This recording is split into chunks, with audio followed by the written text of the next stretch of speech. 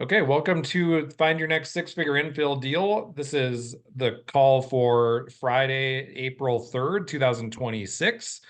Today we're going to discuss a deal on the Boise bench that's actually four separate parcels, and it has kind of a little bit of everything in it. It has a couple flips, couple new builds, and a cottage development. But before that, I'm going to kind of introduce myself here a little bit and explain how our system works. So my name is Zach Matz. I'm a builder and developer here in Boise, Idaho. I got started investing in real estate back in 2013. I bought my first duplex and house hacked, lived in one side, rented out the other. Back then, I was able to basically live in the one side for free. That's pretty rare nowadays. And then in 2016, I got into flipping full time. And then after trying to scale with that, I realized that infill development was a better way to scale. And so I started infill development in 2019, 2020, and then 2023 was really focused on scaling more in 2024. So I bought a few deals. And then last year, I basically realized that there was just way too many deals I could possibly buy and do on my own.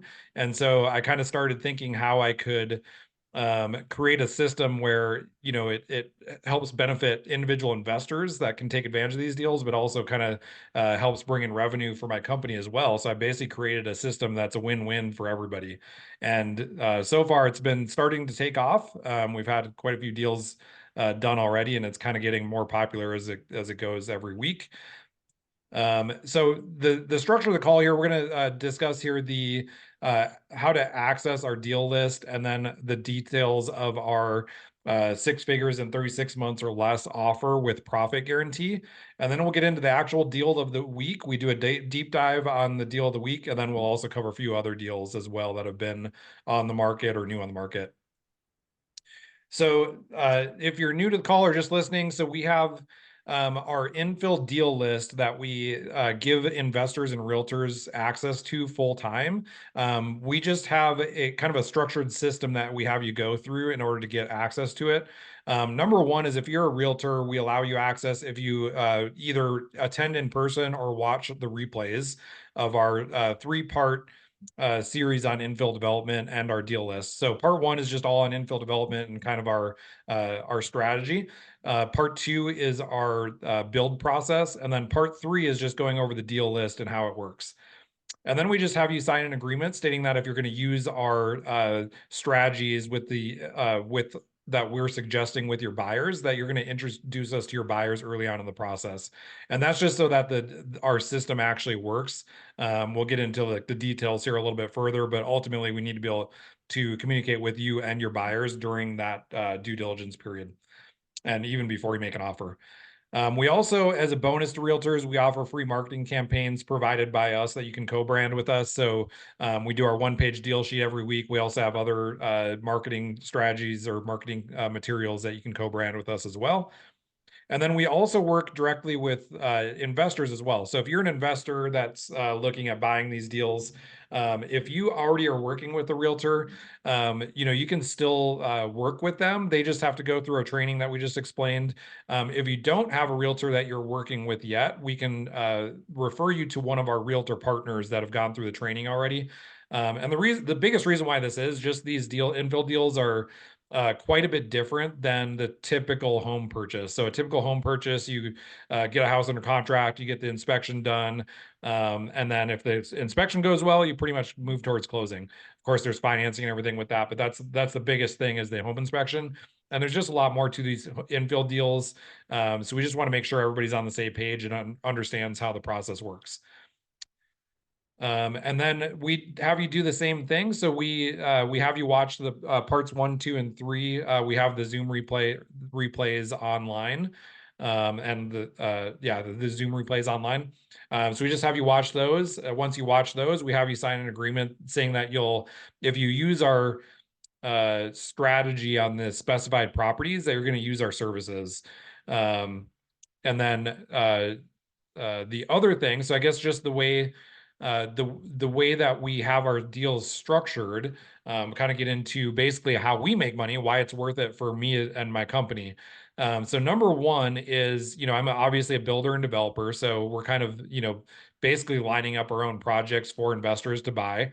So we get paid on the construction, on our general contracting fees that we normally would for any other project. What we also do is we're fully vertically integrated. So we go all the way through the build, but we also can entitle the project. So that's what we do as well. So we handle the entitlements to get the project approved, and that's all done internally. We hire all the necessary engineers and surveyors and everything like that. We just charge you a management fee to manage the process. So that's a set rate fee just based on hours worked, to keep the cost low. And then the other thing that we do is we charge you a consulting fee that you pay at the purchase, at the time of purchase of the property. And the reason why we do this is because we have a lot of time and energy and resources built into the system in order to identify the properties, underwrite them, and then also go through the due diligence.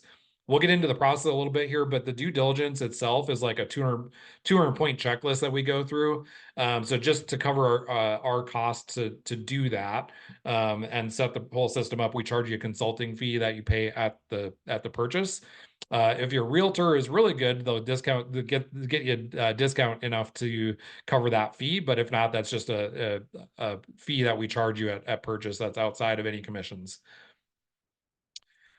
Okay, getting into the structure of our deal. So we call this our 6 figures in 36 months or less infill deal offer. Basically, when I set up this whole process and system, I kind of started, kind of brainstorming on how to set up a system that makes sense for investors that don't really understand development. As a developer myself, that kind of, basically fell into it and figured it all out myself. I realized that there's really not a whole lot of information out there to teach anybody on development.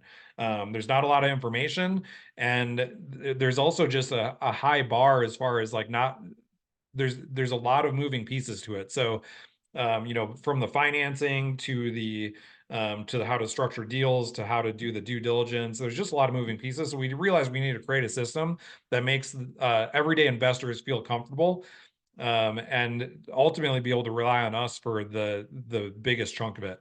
So we created a system basically understanding, or in order to help investors feel comfortable that they're not going to lose money on a bad deal, or just not knowing the process, or making a mistake on their first deal, or worried that projects are going to drag on too long, or contractors are going to cut corners. And then the biggest thing I think for this deal and this structure is just that you have control and visibility of the project. So unlike other development structures that most other developers do, you actually fully own the property. Most other developers, if they raise money, they are going to essentially create a fund, and then you're going to invest in that fund as part of a bigger piece, or a bigger investor pool, I should say. So those are called syndications. And those are fine. It's great because they typically require anything as little as $50,000. But what you don't have is control or visibility. So you don't have as much visibility into the actual costs or timelines. You don't get to make decisions. Essentially, you're just handing your money over to somebody, and everybody else is doing things with it. And you don't really have control over those decisions that rely heavily on outcomes. And so we set this system up so you own the deal. We do all the heavy lifting still, but ultimately at any point you can fire us. Ultimately at any point you can make those big key decisions, including how you're going to exit the property. And we're going to lay those out to you at the very beginning on the different exit strategies. But we set up the system so that you can essentially own and control the deal 100% on your own.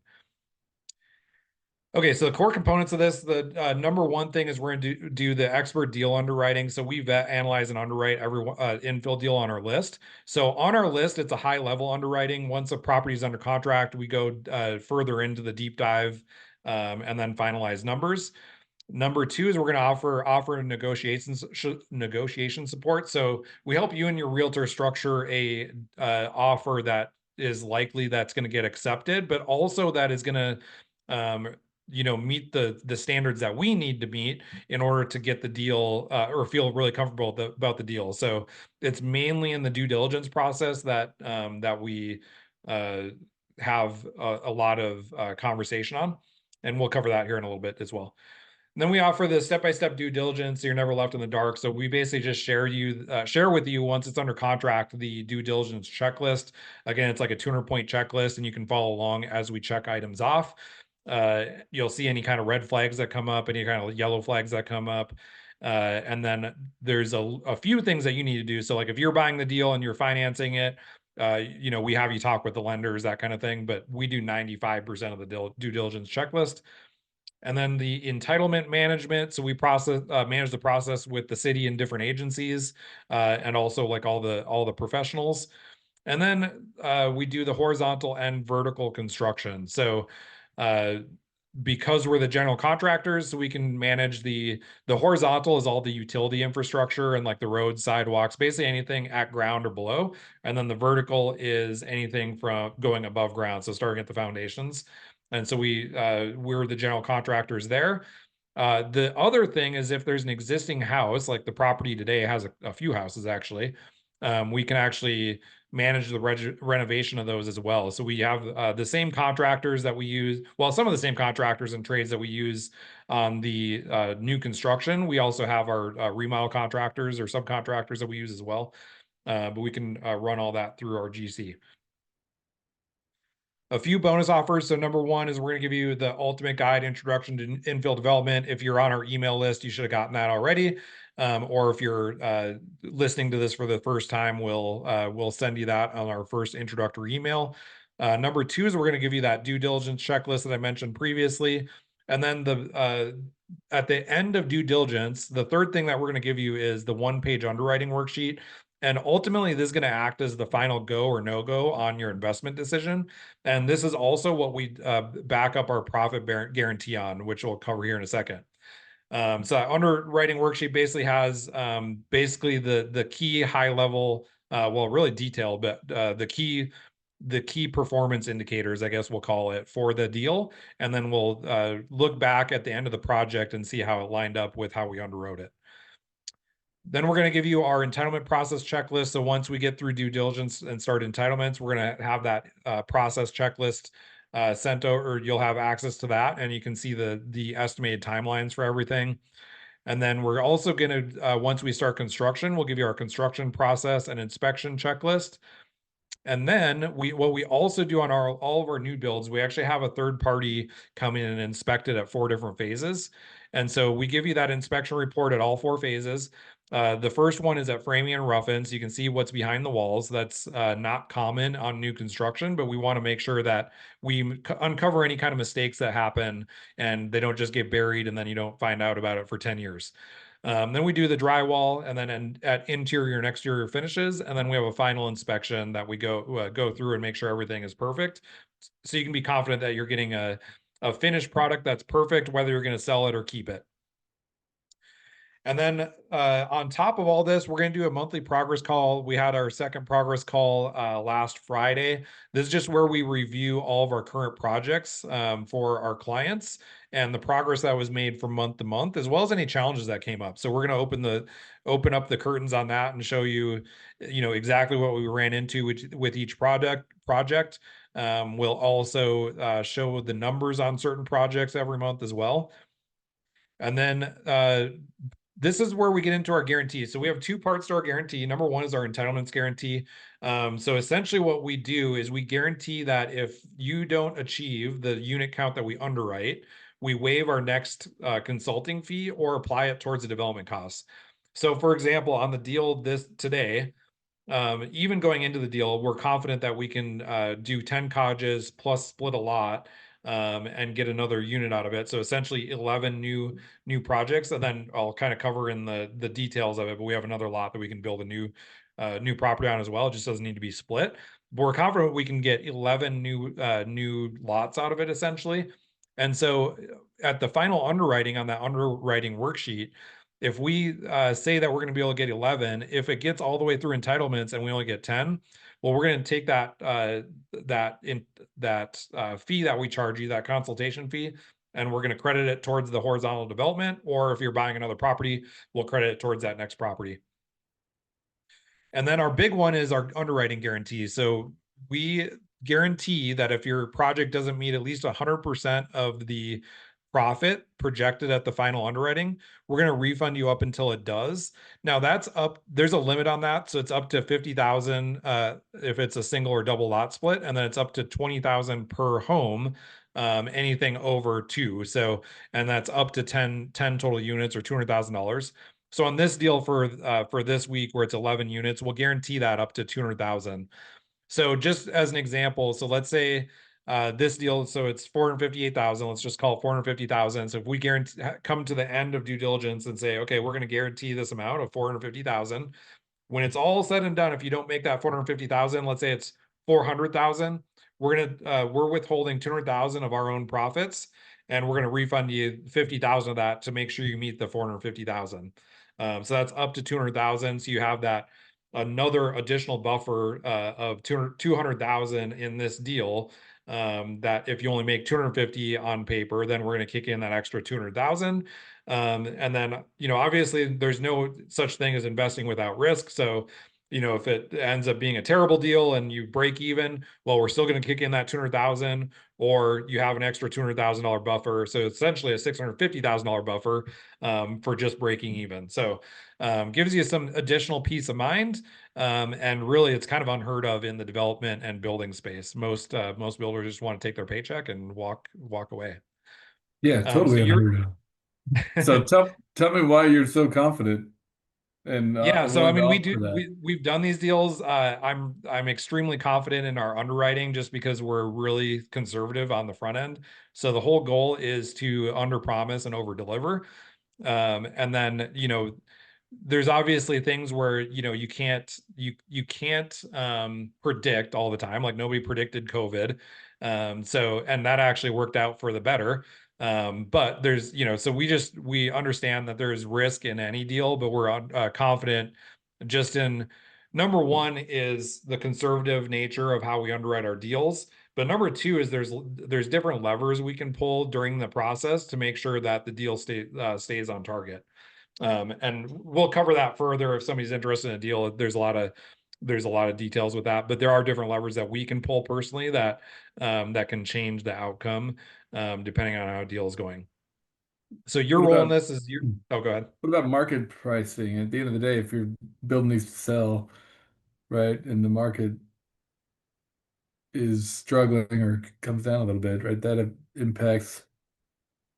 That's not, it's a lever you can't pull, I suppose, I guess what I'm saying, but that's the part of the risk, I guess, that Yeah, yep, yeah. So, and of doing your course, best to in two account for years, everything no, else. no, none of us has a crystal ball and can say this is for sure selling for this price. Now, what I will say, typically over time, on development deals, is typically your price does increase just because there's enough time. Now, there are certain periods of time where deals go or values go down over that shorter period of 2 or 3 years versus 5 or 7 years. Um, and in those instances, we've gone through those deals ourselves, and we've because we're conservative going in, the outcome ends up typically being still pretty good. And like even if the numbers are slightly lower, it's usually not as low as what we if we're going in overconfident, I guess they could be. And then the other aspect of that too is just that again, there's different levers that we can pull to minimize the loss there, or minimize not the loss, but minimize the expenses or minimizing the cost or whatever. So ultimately, we look at that how various things that we do contribute to that end number, and then do our absolute devil level best to make sure that number gets hit. And ultimately, the goal is to under promise and over deliver. But yeah, you're right. You can't predict the market, so there is risk in that, and that's where the inherent risk of any real estate investing and really any investing goes. I mean, no matter what kind of investing you do, there's no such thing as a guarantee aside from, the closest thing to a guarantee is maybe like government bonds, but even that is like, there's no such thing as zero risk.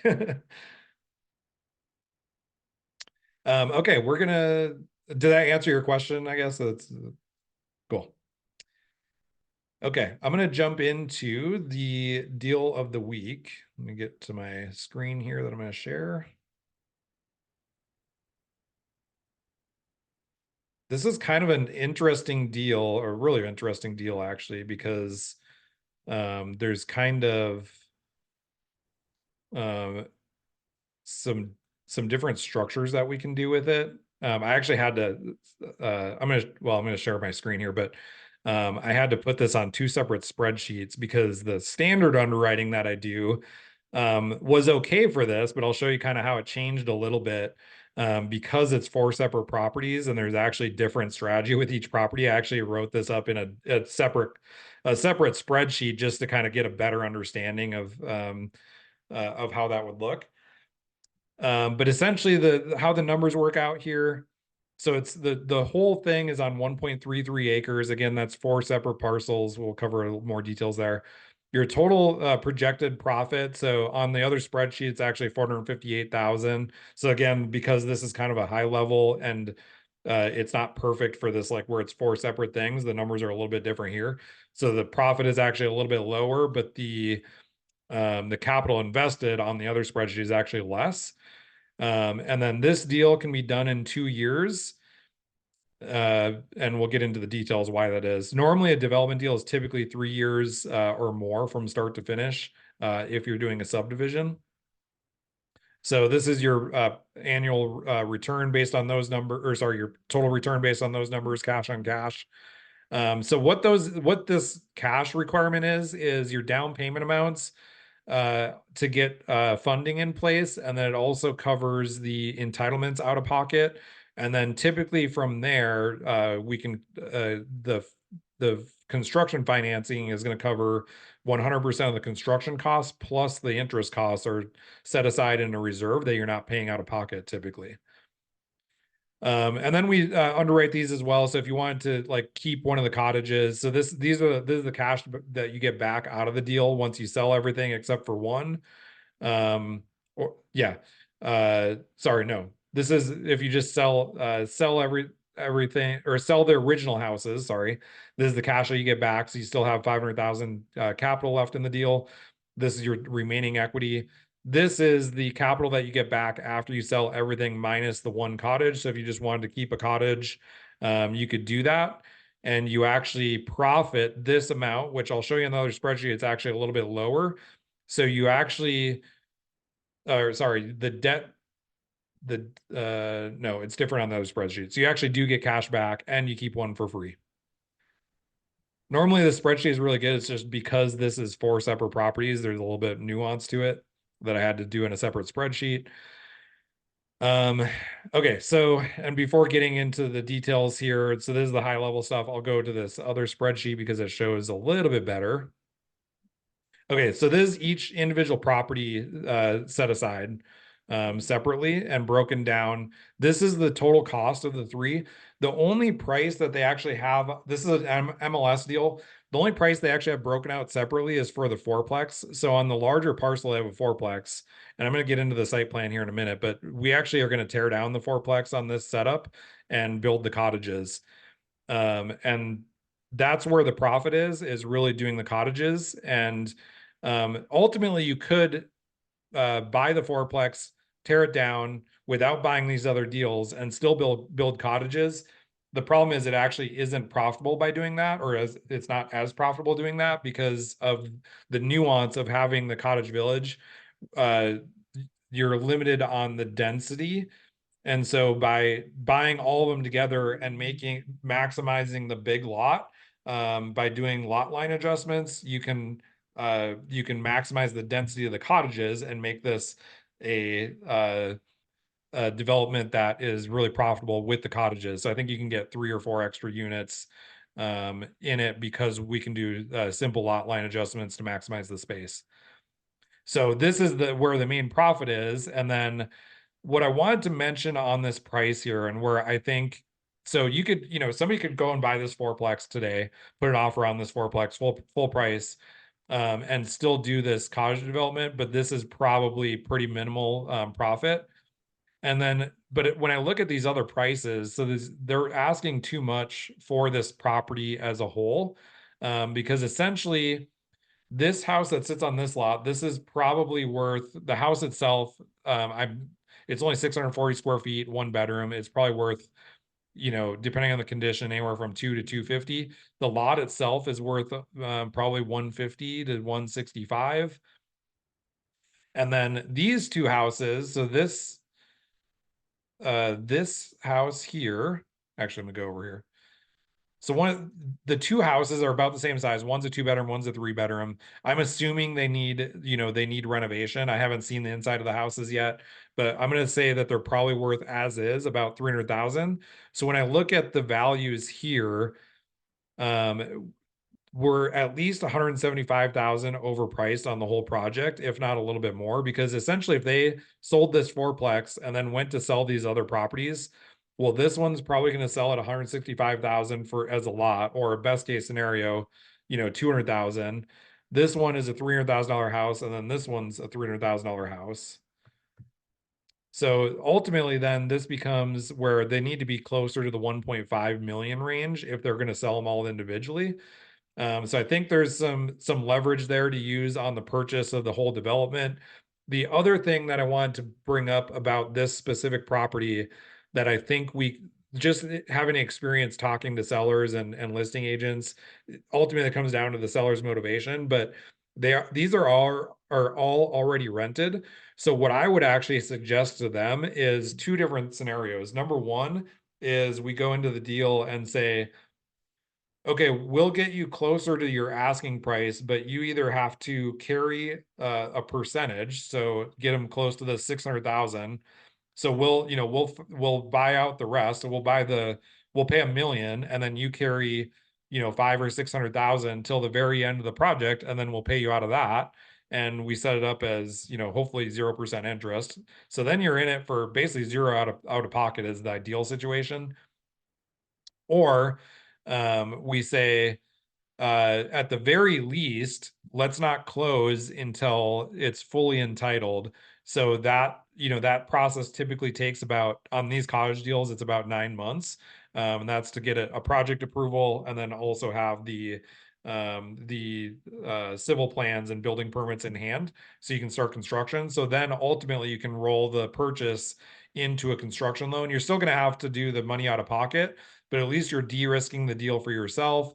And especially if you can buy this close to 1.5 million, now you can do four separate loans essentially, and kind of package them differently. And this number actually probably ends up being a little bit less. So there's different strategies to kind of check the temperature with the seller. In fact, I will probably call this listing agent myself. Even if somebody doesn't immediately raise their hand on to this weekend to say that they're interested in this one. I'm just curious on how much they're willing to kind of negotiate the terms a little bit. But there's multiple different levers we can pull there to reduce out-of-pocket costs or at least reduce hold costs. Because ultimately it's a performing project or a performing investment for them. They're getting cash flow every month.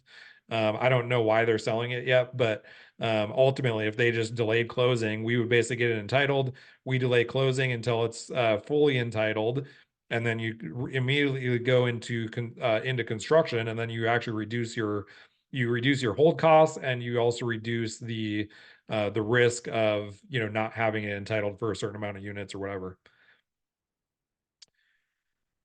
Okay, and then the way these numbers worked out individually. So on this one, we can actually split an additional lot from this, the way it's zoned. The other one thing I want to bring up too is this property could potentially be rezoned to R2. And if it was rezoned to R2, we could actually theoretically get two additional new builds, not on this one, but on this lot here, we could get an additional build. And then on this lot here, we could actually split it in two and build two houses instead of one. And then on this one, I think just by eyeballing it this morning, I think we could actually do 14 lots or 14 cottages. And so this essentially goes from a home run to a grand slam deal if we can rezone it. I'm not going to count on that with any numbers. And ultimately, we can find out during due diligence if the city's going to be amenable to that. But that process does take about 6 months. What are your cottage footprints? Yeah, so these would actually, and I'll get into that here in a second, but these are Oh, actually all going to be one story. I'll show you the layout here in a minute. Just want to go over like how each of these breaks down. So if you do it separate loans on each, um, so on this top one, by splitting this and building the house, you make about 162,000 on that house. The problem is on this deal. Oh, that's it. Sorry, that's when I changed these numbers to. Let's go back to what I had what they're asking. So these are basically break even outside of the cottages with the numbers that they're asking. So I think there's leverage there. So essentially you lose money on on the lots if you sold them. You basically break even on the other builds just to basically get more density in the cottages. So you make more, and then you make about 45,000 per cottage. And I think this is closer to probably 50 or more. But again, just being conservative. And then let me show you the footprint here. Oh, just on the final this here. So this is if you were to sell all but one cottage, you get $379,000 back. And then going to this, you actually profit 57,000 total. So if you sell everything and just keep one cottage, you get all your money back plus your $57,000 in profit, plus you have a cottage free and clear on this one. Okay, I'm going to stop the share here for a second and jump into the site plan.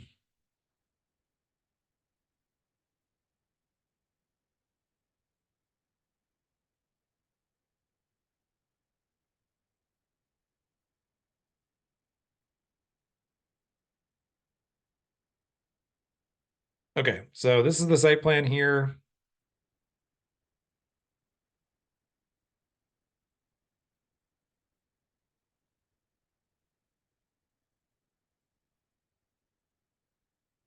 Sorry, my computer's gumming up here. So these are the footprint of the cottages. So essentially with cottage villages, if you guys aren't familiar, so the city has basically codified this. Whoa, hang on. Sorry.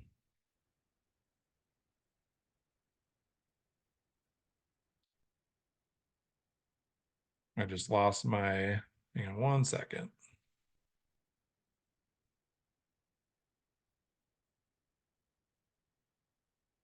So the city has codified the cottage village in their planning and zoning code, which is great because it simplified it. It's also now only an administrative decision, and so you don't have to go through the whole subdivision process.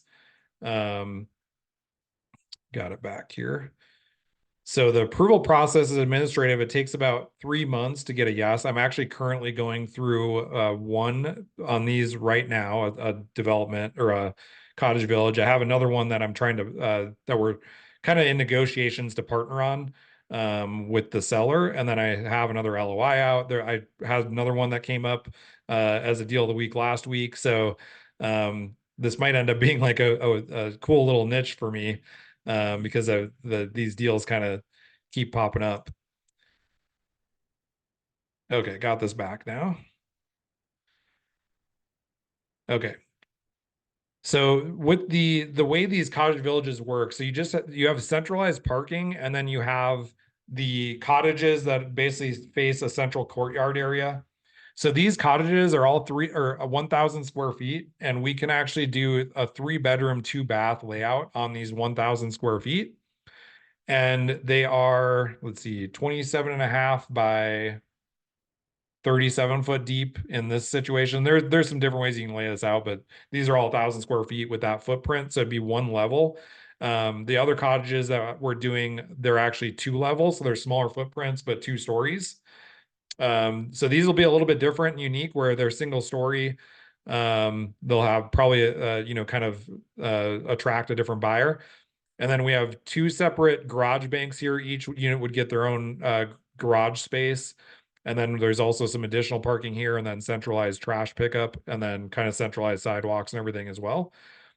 These are the 2 existing houses. So I kind of deleted the surrounding lot, but this lot is part of the deal, and this lot is part of the deal. So these houses are already they're already there. They're already being rented out. They can be rented out. They're both on their own separate lots. So essentially, while we're getting this entitled, we could just do a lot line adjustment. So this does need a little bit of a lot line adjustment. But you can do a lot line adjustment, and then if it does need work, which it probably does, you fix it up and sell it while you're going through that process, or fix it up, I should say, and then sell it once that lot line adjustment is complete. This house here, in order to maximize this development, and you wouldn't have to do this, but it does provide a good opportunity to split another lot off of here and then build another house, and detached garage here that's all accessible from this would essentially be kind of a common entryway for the garages on these units. And so we have another opportunity to build another property here and split this lot. So this one would be a subdivision. This one would take a little bit longer, but it could be go through those uh, go through the entitlements while these are being entitled. And then this infrastructure would go in for this development anyway. So then you just get the plat signed after that infrastructure is in. So this would actually be about the same timeline. It might take a couple extra months just because the plat signature. But aside from that, it shouldn't be a big deal. And then this is the other lot that's kind of a bonus. This is the one that has the just one bedroom, 640 square foot house on.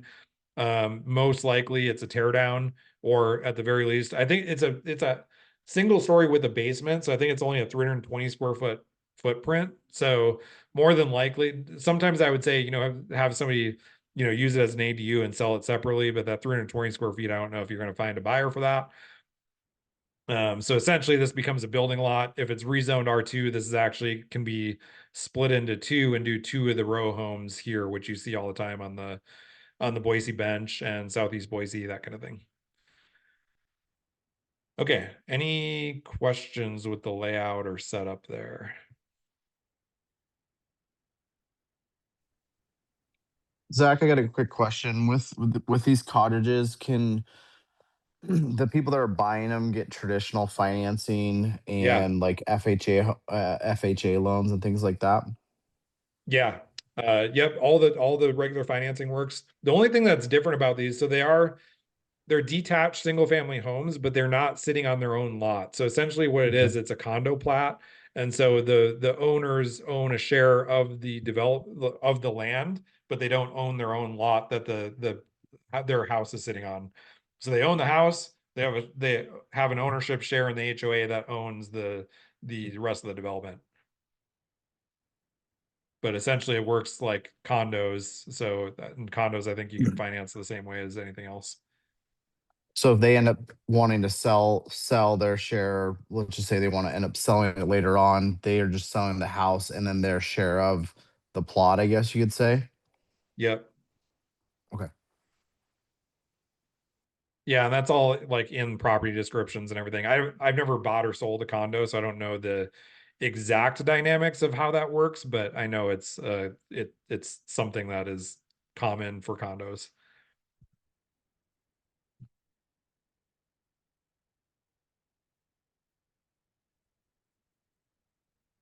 Okay. What's kind of unique about this one again is just with the nature of these ones specifically. There is, because of the shape of the lot, we could actually do 1,000 square foot and keep them single story. Now, if we did rezone it and did R2 and then maximize the density, more than likely they would end up being two-story. But then you also get more units, and they might sell for a little bit less, and you might have different, it appeals to different people, but you can still have them 1,000 square feet, 3 bedroom, 2 bath. That's actually, this is all fresh because I'm currently designing floor plans for that other project, and it's actually on the bench too. So What kind of what kind of financing assumptions do you use for your yeah, profit so we have projections? Are you yeah, so we assuming have traditional finance, hard money lender? What Yeah, it's kind of rate? construction lenders that are, they're basically, it's kind of a cross between hard money and it's not traditional bank financing because that's almost impossible to get bank Right. financing on something like this. Um, so unless you have, I still don't have the relationships with local banks to fund these deals. So it's basically construction lenders that work in this area all the time. But I I estimate basically 12% total, and that covers probably about 15 months of build plus hold time. which is typically more than enough. Build time is typically 6 months on the actual build.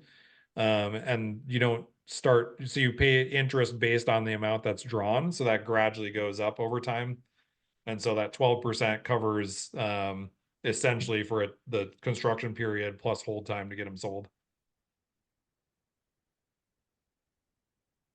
On the horizontal, I actually have a little more than a year and a half hold time because well, the other unique thing about the cottages too is you can actually do the horizontal and the vertical at the same time. The only tricky thing is obviously you still have to put in sewer and the roads and all that fun stuff. So you kind of have to do that first, but then you don't actually have to wait for a plat to be signed. So you actually shave off essentially 3 to 6 months of wait time or hold time there. And so you can go immediately from the horizontal right into the vertical. And in some cases, you can kind of do some of the vertical at the same time. It just gets a little hairy if you don't have the roads in place, obviously.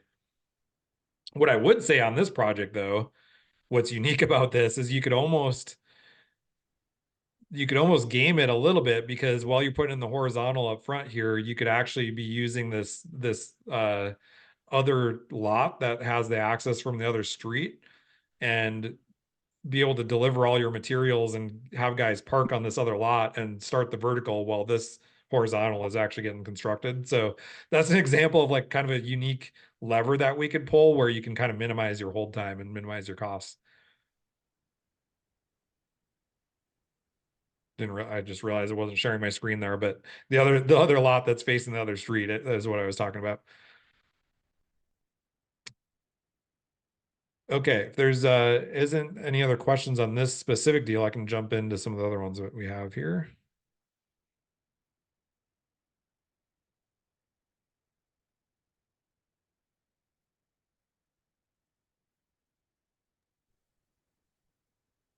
Okay, so we actually had another cottage last week that is actually also a really good deal.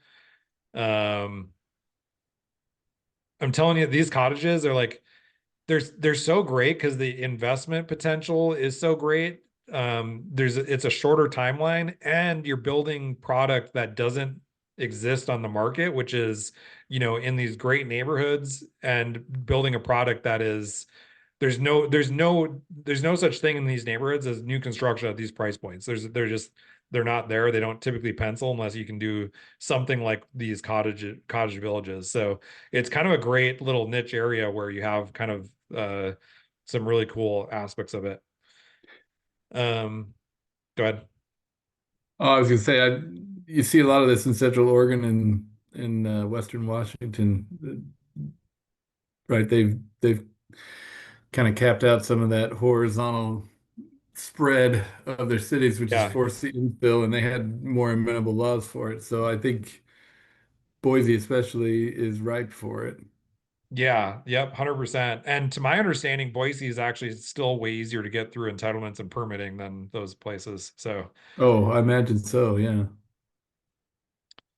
okay, But so this is the deal from last week, this one on Maple Grove. We actually have a client that was almost about ready to get this under contract. They sent the offer over. The seller sent back a response, just clearing up some language. I won't get into the details, but like essentially, um, the the our the client's realtor had some bad experience with the guy that's selling it, and so that got him to have some cold feet. Which I like. My point was like that doesn't really have anything to do with this property, but essentially it's it is what it is, but it's still a good deal. This property is actually a development property. It's entitled for apartments. The problem with apartments is they don't pencil. So like I've analyzed dozens of apartments in the last year and a half, and they just don't pencil because even if you get the land for free, they don't really pencil. Um, because the commercial rates at the tail end plus the construction costs, like you're basically having to buy your break even point. And so for, basically anybody that wants to invest in it long term, sure, like it can be a good 20-year deal.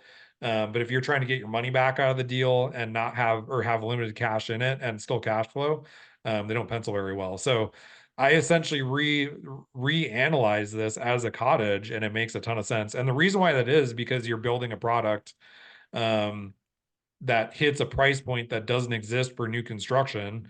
And it's, and it's new construction and you're selling it individually instead of renting them out as one big conglomerate. So this one, the purchase price is 550,000. This is the entitlement cost per unit.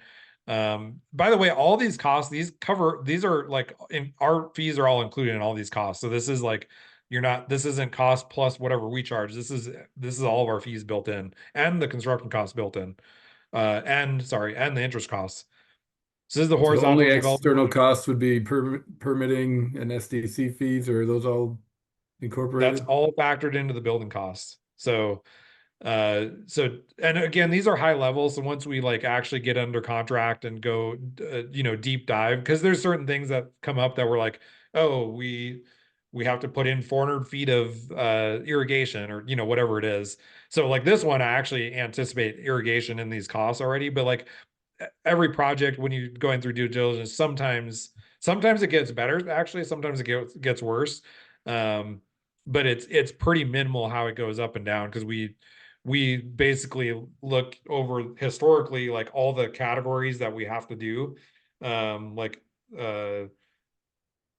irrigation, roads, sidewalks, sewer, water, streetlights. We look at fire hydrants. So basically we estimate all those costs at the front end. Then we deep dive into them during due diligence once we have the official feedback from all the different agencies. Right. Yeah. And then, so this one, you have your construction cost per unit, your loan cost per unit. This horizontal cost is actually including interest. This one is separate from the build cost here.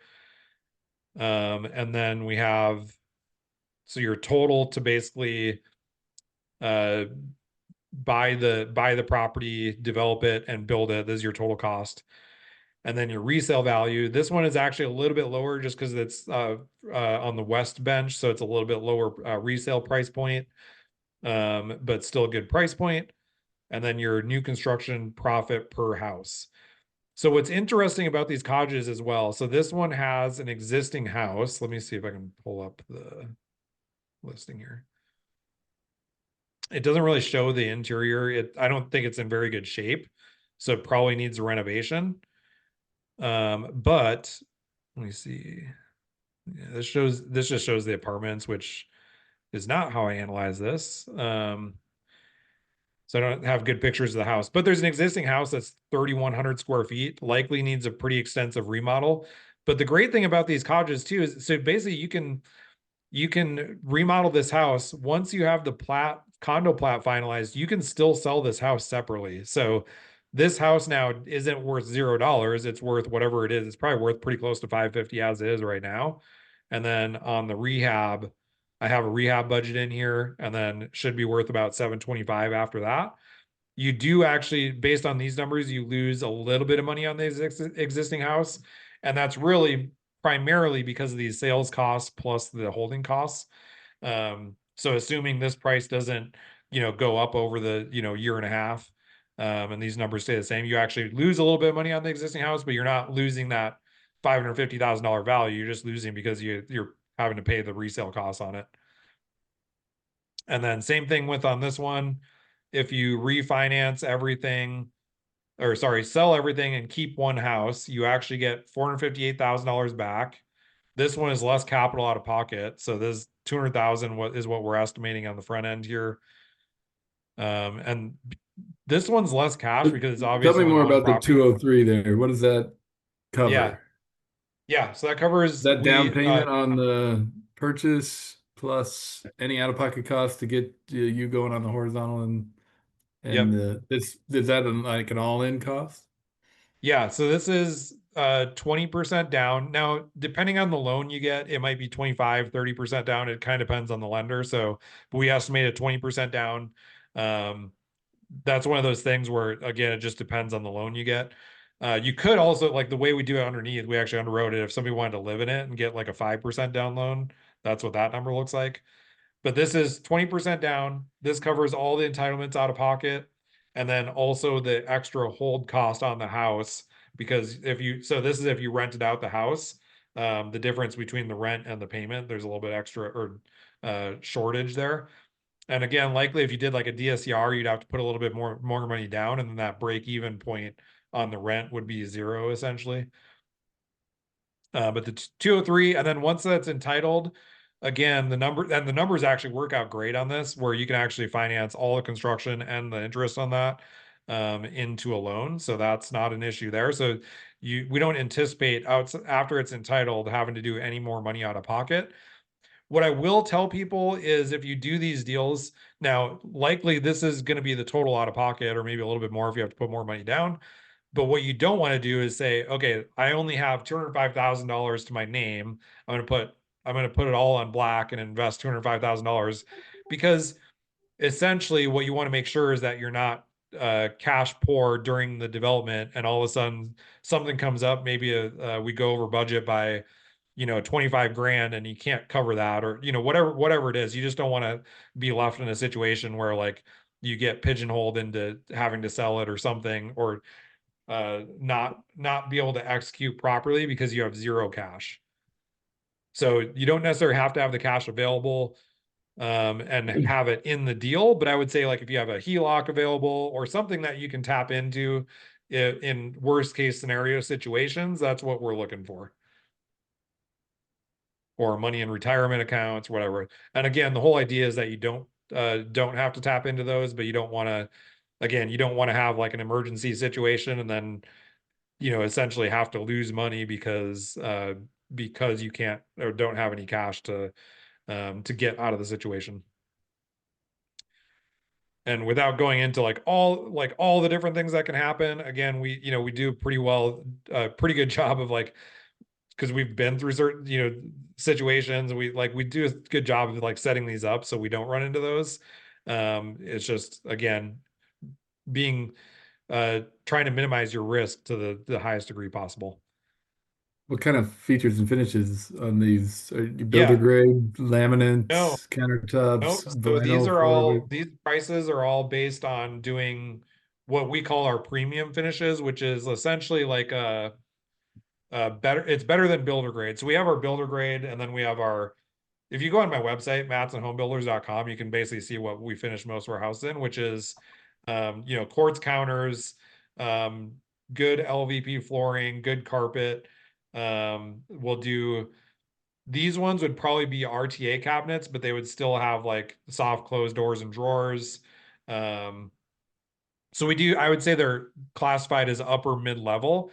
And we actually, all of these costs, we actually hire outside designers to actually do the interior design.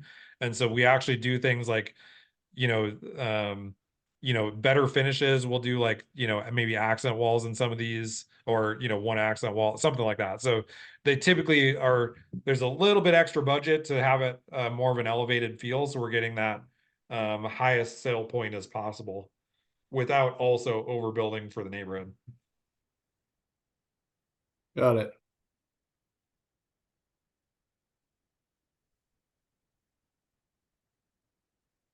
Okay, so that was that Yeah, deal. I wasn't able to attend last week, but that deal really caught my eye. I'd love to get Yeah. any more information on it. Yeah, it's funny because like we had 3 people that all reached out. We're like, I want to do this deal.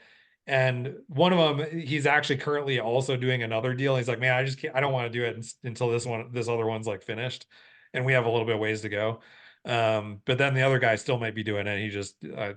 He's not moving anywhere fast so far. So, okay.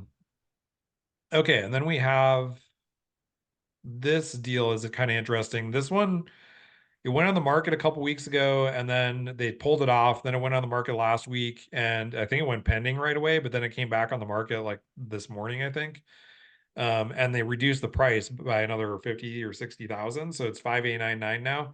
This is also another bench deal. I underwrote it 2 different ways. So this is on 4 separate lots, and there's an existing house. This is a deal where we could actually do a lot line adjustment, and keep the existing house and remodel it, and also do cottages on the other 2 lots then. Or we could basically make it one big project and do 8 cottages. And so this is like a decent deal as well. Again, kind of the same thing where if you did the cottage model, this one takes a little bit more money out of pocket just because we are assuming 40% down on the house because it is more of like a land play versus a traditional home purchase. And it sounds like the home is in pretty rough shape. So I underwrote this two different ways, but I would say for the return you get and the cash involved, I would probably do one of these other cottages before I did this one myself. But still an interesting play. And ultimately, I think what realistically, I mean, somebody may buy this, but realistically, they need to price it what the house value is at, which is probably close to like 300,000 as is. Maybe a little bit more because of the extra lots.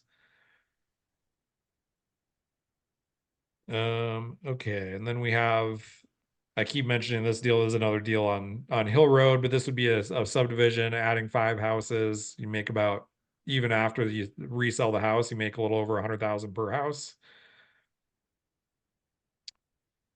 And then just want to cover quick too, there's this, I'll underwrite this again. I've had this previously, but the price is actually a little bit better. If somebody's looking to just build a duplex and an ADU, so it'd essentially be 3 units, 8 total bedrooms. This purchase price is pretty good. I think we can be all in this triplex, and it's like just west of downtown. When I've underwritten this before, I think we can be all in the whole thing for $1 million. And it's probably for the rents you get there, it's probably worth 1.1 to 1.2. And then I actually built the ADU right across the street, and they rent it as an Airbnb, just a 1-bedroom Airbnb, and they bring in like 55,000 a year on that 1 bedroom. So cool little potential project I think it'd be cool to build it, design it as like where you can rent them all as one big Airbnb, but also separately as separate Airbnbs is what I think would be cool with that project.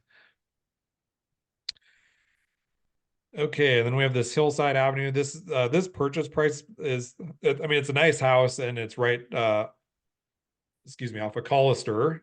So right off of the foothills trails there off Collister. $1 million purchase price, but we actually split 2 lots off of that, and the profitability on each one of those is pretty great. So if somebody's wanting to, particularly on these lot splits too, like if somebody wanted to if they're just looking for a house to buy and live in, these end up being great deals because you're gonna, you can live in the house. Takes a year to get entitled. You have to put in a little bit of infrastructure, and then you build the houses, and then essentially your cost of ownership for this $1 million house becomes, 750,000 or less. So pretty cool deal. Let me see if there's anything else here.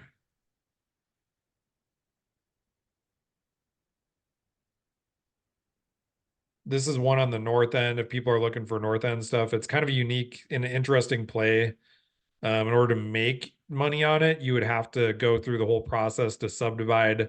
It's currently 2 separate lots, but you'd have to subdivide one of the lots into essentially a third lot. So you'd have to take that a little extra time. But it could end up, if somebody's looking for a north end property, that could be a good deal. This deal, we actually are trying to work out something with one of our clients already.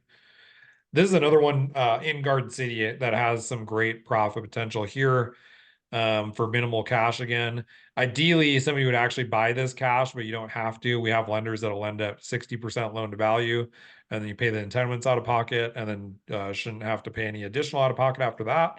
But on this property, we can build, I think 16 units is the layout I have. And pretty great location there. So, and I'm I have a mutual friend that is friends with a partial owner of this property, so I think there might be some potential for some unique financing structures here. So that's another play that could be possible on this one as well. But I think that's about it that I wanted to cover this week. Does anybody have any additional questions about any other properties or the system or anything?